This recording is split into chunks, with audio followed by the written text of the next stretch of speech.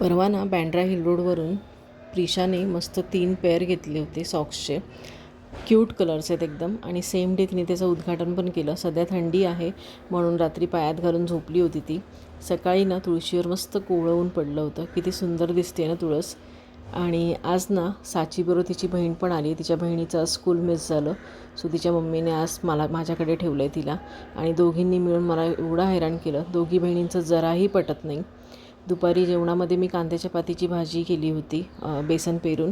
आणि दुपारी मी जेवणाला भाकरी, टोमॅटोची चटणी, त्याच्यानंतर कांद्याच्या पातीची भाजी आणि कांदा असं जेवण करून घेतलं. नंतर त्यांना झोपवलं.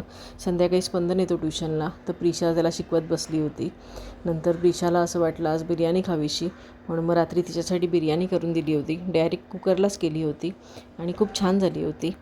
तर कसा वाटला हा मिनी ब्लॉग नक्की सांगा. भेटूया नेक्स्ट ब्लॉगमध्ये.